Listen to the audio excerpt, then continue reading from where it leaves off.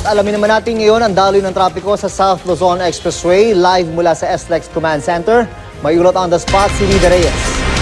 Rida! Yes, June, para naman doon sa mga kababayan natin na galing sa South at nagpaplano naman lumuwas sa Metro Manila ngayong araw matapos ang kanilang mahabang holiday vacation. Alam nyo, ngayong araw, ngayong oras na ito ang pinakamagandang pagkakataon para lumuwas ngayong tanghali habang napakaluwag pa ng daloy ng trapiko dito sa kahabaan ng South Luzon Expressway. Sa katunayan, June, sa buong magdamag nating pagbabantay dito, wala pa namang naitatalang any untoward incident dito sa kahabaan ng 36-kilometer stretch ng SLEX mula Alabang, viaduct hanggang Santo Tomas, Batangas. Pero dahil aabot daw sa 280 hanggang 300,000 na mga sasakyan ang inaasang babiyahe sa SLEX tuwing peak days gaya ngayong araw, nagpapatuloy ang monitoring ng South Luzon o ng MATES SLEX dito sa SLEX Main Control Center.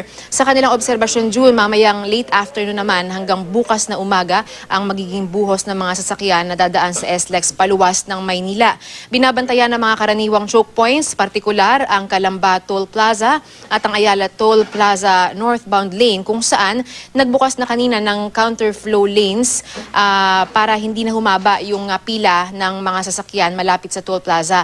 Nagdagdag na rin ng toll booth at naka-standby yung mga ambulant tellers sa toll plaza. Hinihimok din June ng mga motorista na magbayad na nung kanilang toll fee sa mga off-site payment kiosk na matatagpuan naman sa ilang gasolinahan sa kahabaan ng SLEX.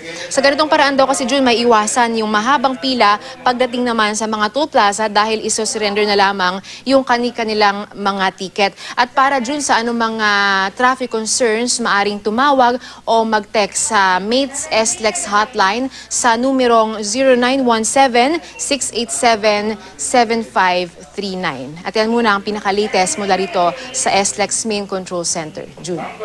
Maraming salamat, Rida Reyes.